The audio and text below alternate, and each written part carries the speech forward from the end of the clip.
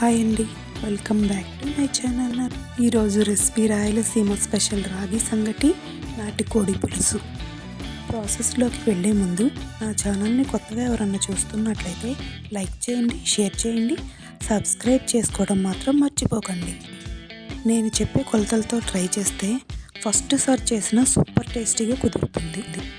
శుభ్రంగా కడుక్కున్న నాటుకోడిని 1/2 kg తీసుకో. అందులో పసుపు, ఉప్పు, కారం వేసి బాగా కలుపుకొని ఒక 10 నిమిషాలు పక్కన పెట్టుకోవాలి.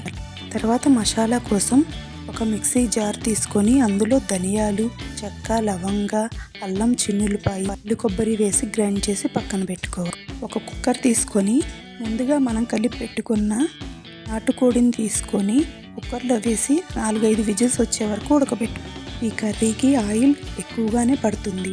ఆయిల్ వేసుకున్న తర్వాత చెక్క, లవంగా వేసుకొని ఉల్లిపాయలు వేసుకొని బాగా వేగిన తర్వాత టమాటాలు, పచ్చిమిర్చి వేసి బాగా వేయించుకోవాలి.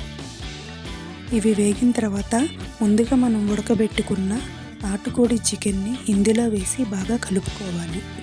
ఇలా కలుపుకున్న తర్వాత ముందుగా మనం ప్రిపేర్ చేసుకున్న మసాలాని ఇందులో వేసుకొని కొంచెం గరం మసాలా కూడా ఇందులో వేసుకొని బాగా కలిపి మూత పెట్టి 10 నిమిషాలు ఉడికించాలి. ఇది నాటుకోడి కాబట్టి ఉడకడం కొంచెం ఎక్కువసేపు పడుతుంది. కొంచెం వాటర్ వేసుకొని ఇంకో 10 నిమిషాలు మూత పెట్టుకొని బాగా ఉడికించుకోవాలి. ఇదే టైంలో ఉప్పు, కారం ఒకసారి చూసుకోవాలి. సరిపోకపోతే కొంచెం వేసుకొని బాగా కలుపుకొని కొత్తిమీర వేసుకొని ఈ కర్రీని పక్కన పెట్టుకోవాలి. తర్వాత రాగి ముద్ద ఎలా ప్రిపేర్ చేయాలో చూద్దాం.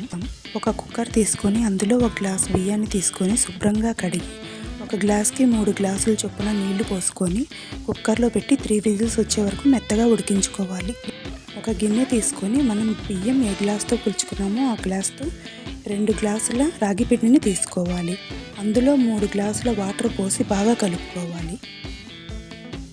ఇలా ఉండలు లేకుండా బాగా కలుపుకోవాలి. ఉండలు లేకుండా బాగా కలుపుకొని పక్కన పెట్టుకోవాలి.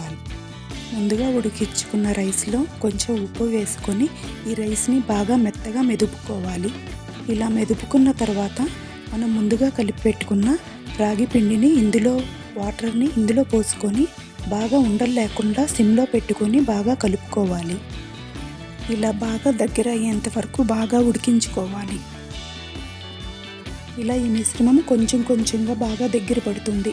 ఇదే టైంలో ఇష్టమైతే కొంచెం నెయ్యి వేసుకోవాలి. పెట్టి ఒక 5 నిమిషాలు బాగా సిమ్లో పెట్టి ఉడికించుకోవాలి. ఇలా బాగా కలుపుకున్న తర్వాత గంటెతో ఇలా తీసి చూస్తే గట్టిగా అయితే రాగి ముద్ద రెడీ అయినట్లే. అంతే, వేడివేడి రాగి ముద్ద, నాటుకోడి పులుసు ఇలా చేసి చూడండి, చాలా టేస్టీగా ఉంటుంది. మీరు మొదటిసారి ట్రై చేసినా చాలా టేస్టీగా కుదురుతుంది. ఒక్కసారి ట్రై చేసి ఎలా కుదిరిందో నాకు కామెంట్స్లో షేర్ చేయండి. Thanks for watching.